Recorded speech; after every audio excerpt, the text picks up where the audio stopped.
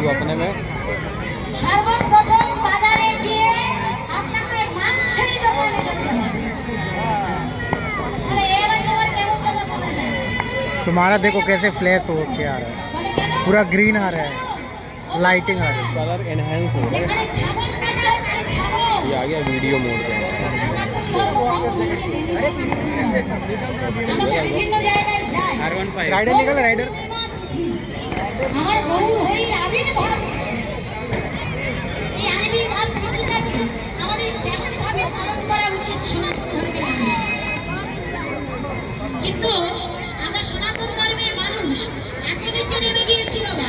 দোল পূর্ণিমা তিথিতে আমরা যখন বারাসাত এলাকায় প্রোগ্রাম করতে যাই 24 পরগনায়, বাবা আমরা দেখে অবাক হয়ে যাই, রেশন দোকানে মনে হয় অত লাইন নেই।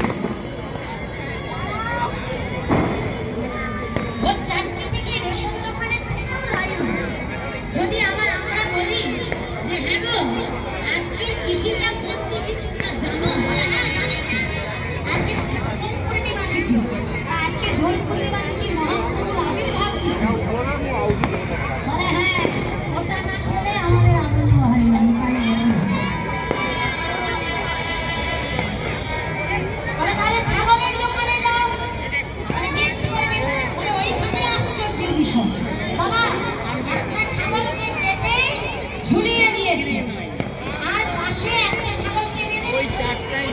ওই ছাগলটাকে সবুজ সবুজ পাতা দিয়েছে, সবুজ সবুজ ঘাস দিয়েছে, লোকে মায়ের আনন্দে খেয়ে নেয়।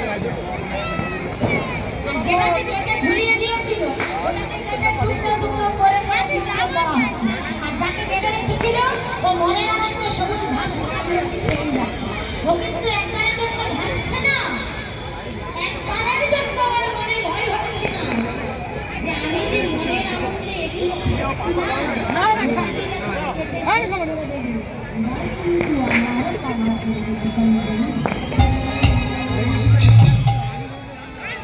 বাবা এই পৃথিবীতে আমরা এসেছি।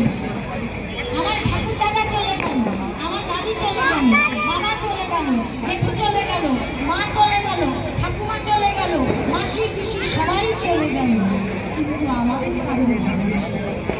আমরা একবারের জন্য ভেবে দেখলাম না আমাকে কিন্তু একদিন চলে যাবে। तो इधर से निकल। আমাকেও একদিন যেতে হবে। আমরা কেউ ভাবি না, আমরা এগুলো না ভেবে না বুঝি আমরা কি করি বাবা? বাবা মার উপরে অত্যাচার করি, দিন রাত্রি কত অত্যাচার করি। ওরা যখন বয়সে ওদের যখন বার্ধক্য পরিণত হয় नहीं वो ওদের উপরে আমরা শাসন করি। समझ रहा हूँ नया फोन है। কেউ ভাবি না ওগো ভেবেছ কি বাবা এই ত্রিভুবনে भाई ভেবেছ কি মা